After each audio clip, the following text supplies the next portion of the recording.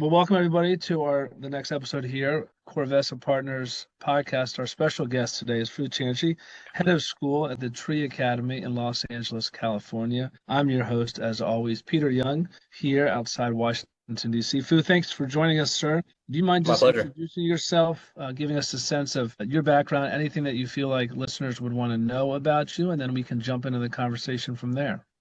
Sounds good. Thanks, Peter. Thanks for having me. I'm excited to resume this conversation and have this Sure. conversation with you. My name is Tranchi Phu is how you pronounce my name. I'm Vietnamese American by descent. And but you can call me Phu Tranchi as Peter did to introduce me.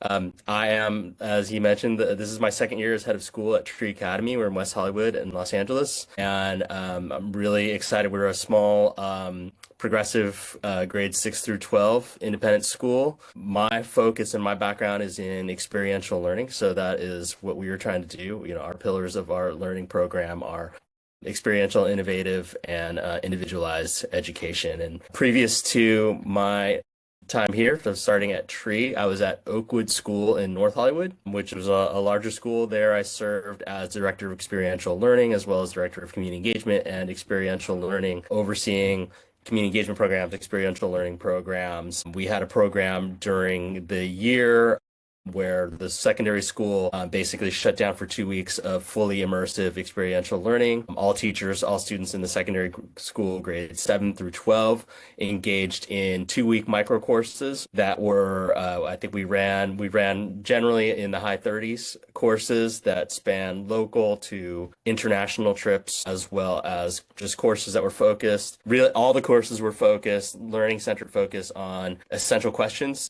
all interdisciplinary, mostly co-taught across disciplines by different teachers. And for me, it was just the best, the richest, the most exciting time of learning during the year when students and teachers were experimenting, taking risks, not afraid to fail, all the best parts to me of learning. And so just a fantastic program. And my goal here in my work at Tree is to center that type of learning as our focus and really pushing teachers to embrace experiential learning, because what I find is that in my years of presenting and collaborating with others across the country is that experiential learning is absolutely the best and most direct and holistic way in which our schools can achieve our missions in what we are trying to do. And versus when you're teaching disciplinary, my background is in science teaching, we tend to have different facets of your school mission or philosophy that you focus on and that you address, and you kind of leave the rest to everyone else. And what I find though is that through experiential learning, we embrace and engage with more of the overall holistic goals of the mission. So, and previous to my experience at Oakwood School, I was at Shell School, also in Los Angeles, where I served as the general studies principal before leaving and going to Oakwood, Yeah. starting my own studies, and now here. Yeah, no, that's awesome. Fu, if you could do me a favor, for those of us who may be watching or those that don't understand sort of what experiential learning is, just Yeah, define our terms here. yeah, absolutely. Either what exactly is it, or maybe an example or two. You mentioned those courses, but in general, Sure. what is experiential learning? Yeah.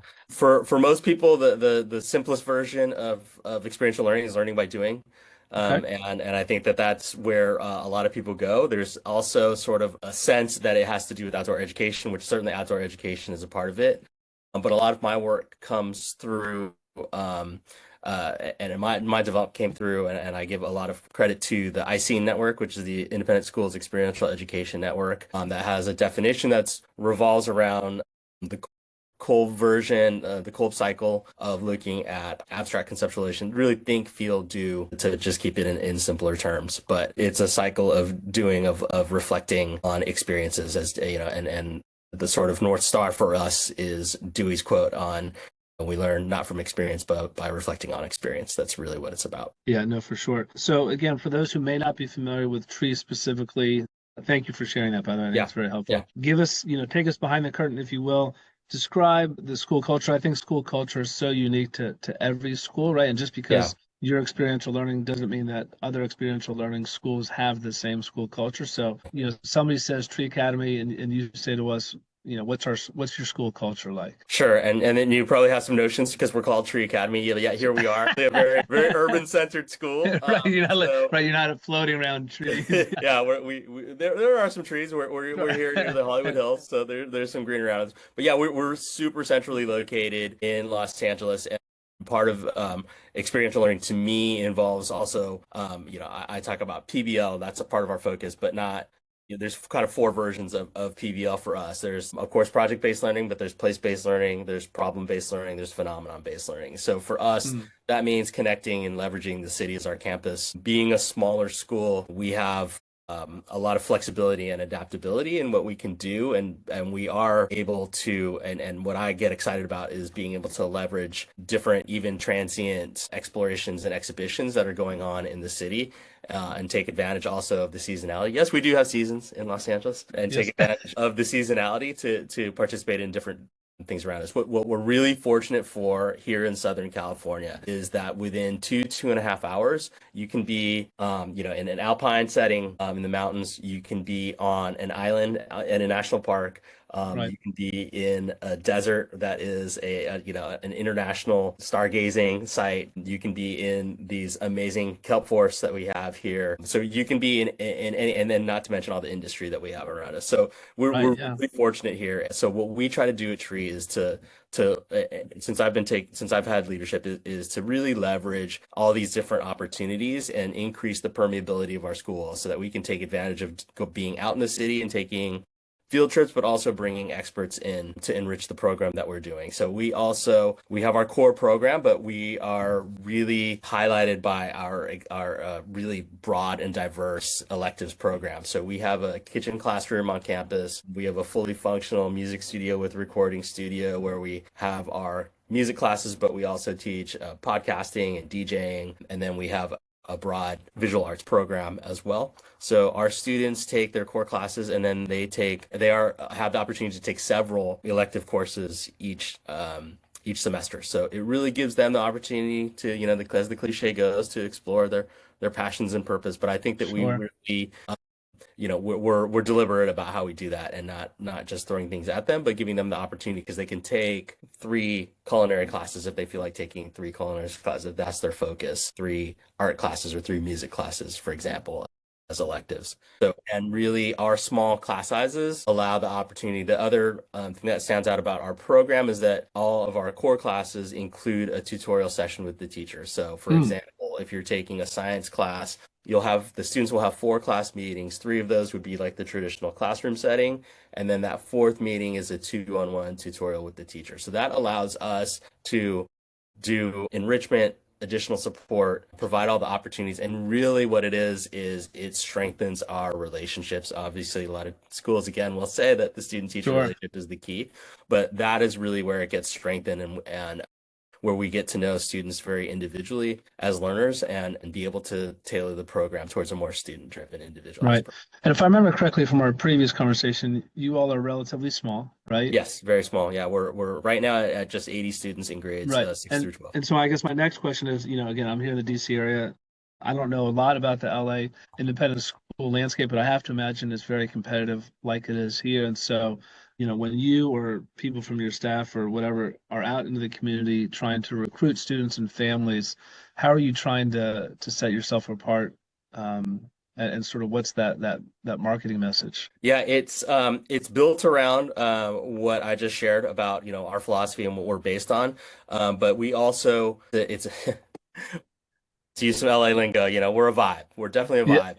It's I like it. Yeah. and it's come see what we're doing, come experience it for yourself. We are distinct. A lot of the schools in our local landscape are larger schools, and so students and families find a different environment, a different space, and it's more comfortable. One of the things that we talk about is and it's hard to say it without sounding ridiculous, but it's absolutely true. And again, in my time here, the way I've seen it manifest has really blown me away. But the culture of kindness that we have here is Oh, sure, yeah, unbelievable, and how students relate to one another. And it's a lot of it, interestingly, comes from this sense of struggling in these other spaces. So it's almost this ironic sense of belonging that we have here, where it's a sense of not belonging in other spaces, and students being able to come here where they might have struggled in other places and coming in here and finding comfort, and in finding that comfort, being able to bring their whole selves in and feel a little bit more relaxed, and they find thriving, whereas they might have gotten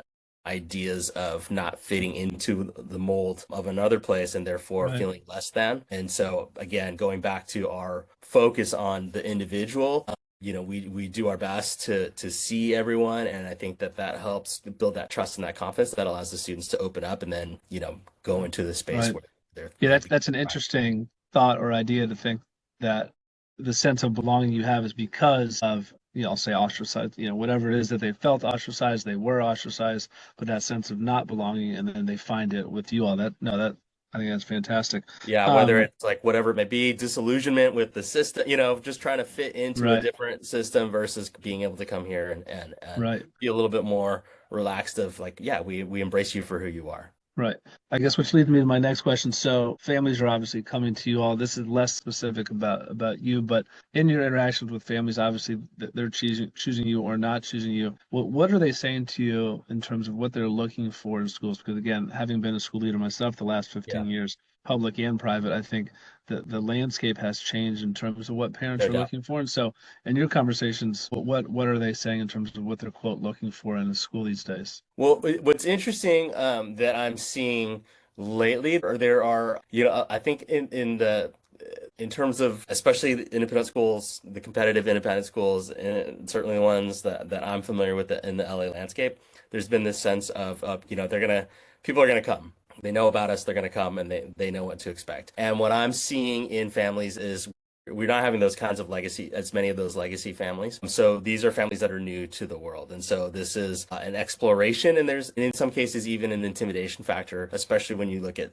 some of our competitor schools. Again, trying to fit the mold and trying to become a part of whatever culture or system it is.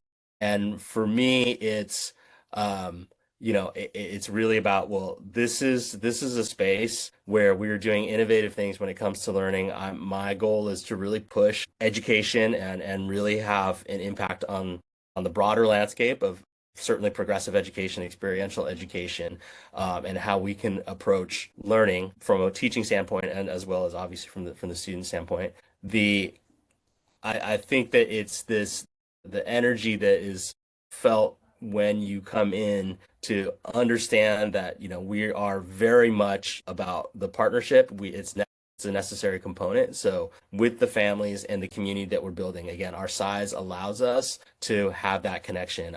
I pride myself on virtually every morning I'm out on the carpool line and I can Yeah. greet every child by name and face, say hello, how you doing? Greet the parents as well by name and face, word, first name, school.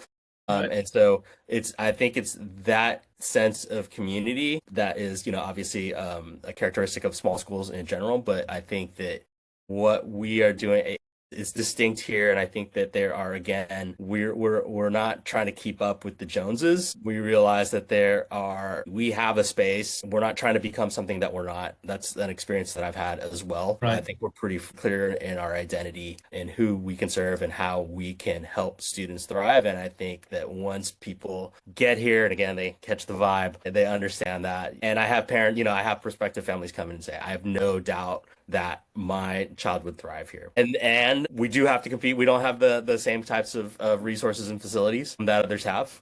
And so that becomes a kind of a sticking point. That's a difficult part, certainly, when it comes to families making the commitment to come in and join Right. us, because they obviously can be distracted and drawn towards all the bells and whistles that we might not be able to offer. But we like our bells and whistles Yeah, on the human side. they're different, right? They're That's right. different. Yeah, That's right. exactly. You mentioned innovation, innovative things. I obviously wouldn't be being true to myself if I didn't bring up AI or within the context of innovation. Obviously, you're aware of what we do at Corvessa, but less than that. In general, as you think about that word innovation, as you think about AI, I think a lot of schools and school leaders think more about the student-facing components of AI. But what excites you about sort of AI, thinking about students, schools, adults, whatever the case may be, and what questions or things should school leaders be thinking about with respect to AI in schools? I think that answer obviously can go in so many different directions. So I'm just curious to know, sort of from where you sit, what that brings to mind.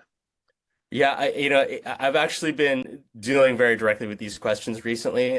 They have come up, and the perspective that I have and that I'm sharing and with others is thinking about the how it is actually perspectives, the perspective of the student versus the perspective of the Yep. adult. Especially the adults in the building, anybody who says they're not using AI is just not being honest, right? It's levels of it. I mean, if you use a smartphone, obviously you're using AI no matter what. Right. So, AI is here. I think that what concerns me in the landscape are those who are going to try to vilify and demonize it as something that we need to keep protect our children from and so forth. It's like, the kids that are coming in now, they don't know what life without AI is, right? Right. So there's a contradiction there within that. So for us, it's that balance. How do we live with? How do we leverage the opportunities that are there, but and then speak to the Mm, drawbacks and the difficulties. And obviously, there are bigger issues around sustainability and resources and so forth around it, and who has access and bias and so forth. Of course, all those are inherent, but I think that those are part and parcel for discussion. What I am nervous about and what I have concerns around is, for example, I have a teenage son who's in hmm ninth grade, and his Yep. perception of AI is that it's cheating. Right. And so when he sees dad using AI for work, dad, you're cheating, that's obviously we need to address that. That what's Right. what's that middle ground? I'm Yeah, not there's a cheating. I'm disconnect not for cheating. I'm sure. using it as a productivity tool. But then if that's their perception, then we have work to do in order to help them understand. And if that's again, the message that they're getting from adults, that's awful on our part. We need to fix Right. that. And what we do in terms of experiential learning, hands-on learning, is often spoken as a potential antidote, but I don't want it to be an antidote.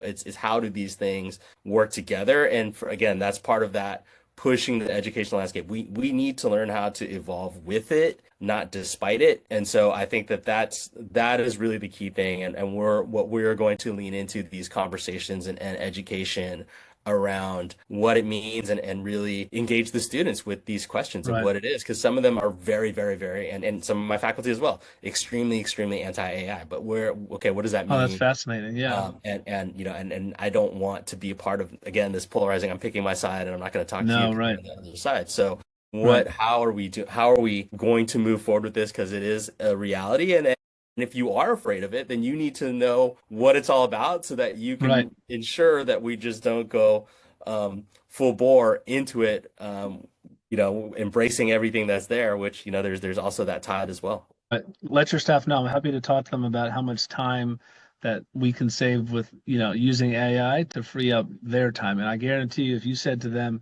we're going to free up 6 hours of time per week, would you be into that? Don't even say anything about AI. 100% would say yes. And then you can tell them what it is. But you know what I mean? And I don't mean that just because of us, but in general, I think time, right, to me is probably the biggest cost savings thing that we can think about. Again, I'm talking about the adult piece here, of Yeah. course, that you mentioned about your staff. Yeah.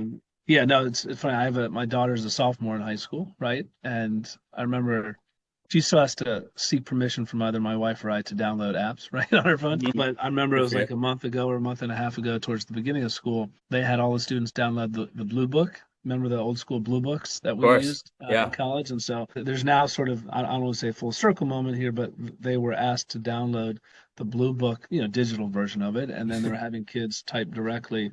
Now I'm sure they can figure out how to bypass whatever it is they need to use AI in a moment. But I just found it interesting that they're asking students to use blue books again when remember schools went far, far away from blue books, and now they're Yeah. saying, no, we need you to write everything down Right. because you're right. I think there's that dichotomy, confusion, frustration, whatever it may be, between are we using AI? Should we be using it? Is it cheating? All the things that you mentioned, which again I find fascinating. Whether people are in agreement or not, to me is neither here nor there. I just think it's an interesting time that we're alive and in schools right now, and as school leaders too.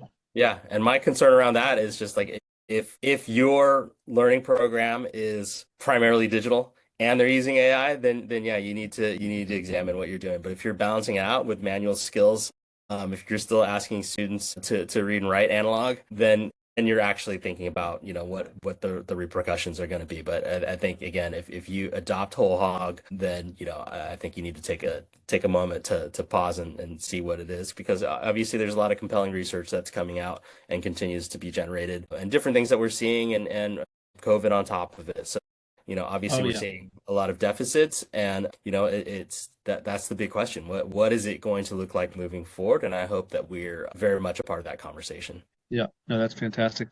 I want to do a couple things here before I let you go. The first thing I want to do is ask you, and I ask all my guests this, as a school leader, to those who are considering school leadership, to those who are in school leadership, wherever that is along their trajectory, what's maybe one or two or three things that you've learned in your time as a school leader? What are any cautionary tales for those who are thinking about going into school leadership? Any advice you would give? And then again, as always, I'm going to give you the last word to let folks know again who you are, how they can reach you, and anything else you want them to know about Tree. Yeah, I appreciate that.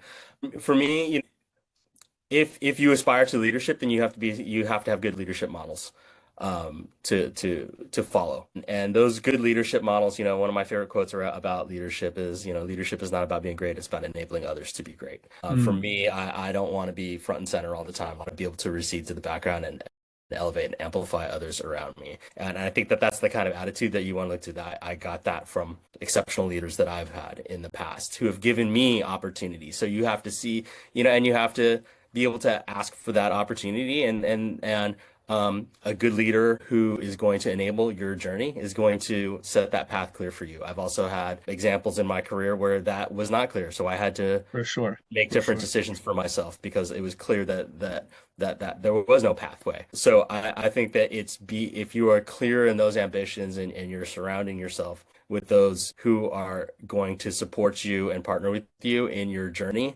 and the great leaders are always open to that, right? The great leaders know that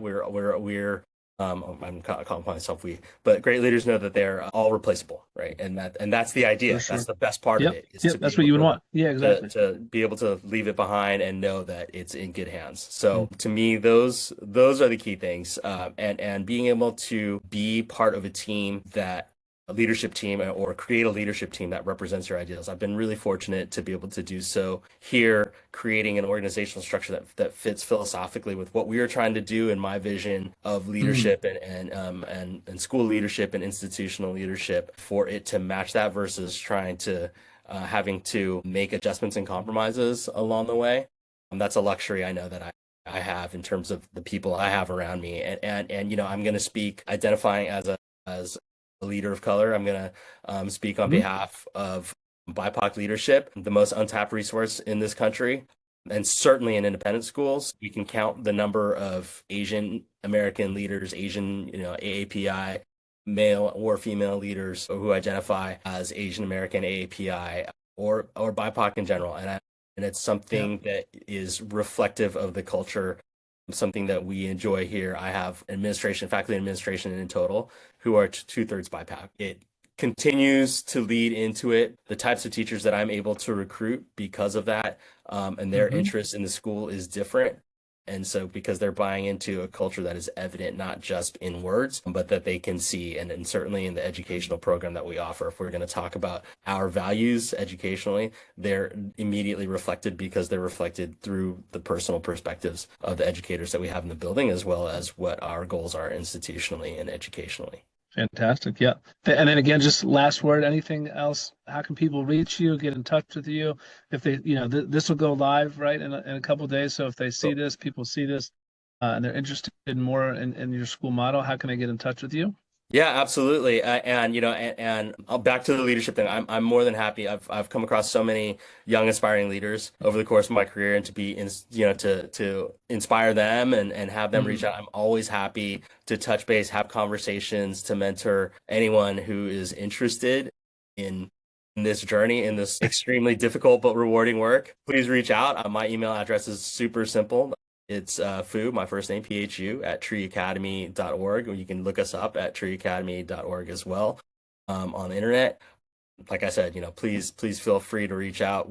We are trying to do things differently. We are trying to shift the perspectives of what the landscape can look like, and hoping to be very much part of that conversation. And again, I invite anyone curious to what we are doing or wants to just spitball on education. Certainly something that it's a welcome distraction from my days. For So I sure. welcome it. Yeah. Yeah, no, thank you again, Phil. I want to thank you for joining us. I'm Peter Young, CEO, founder of Corvessa Partners. It's been another wonderful time spent with the school leader. And to next time, we will see you later. Thanks, Thank you everybody. so much. Thanks, Peter. Thanks, Bye. everyone.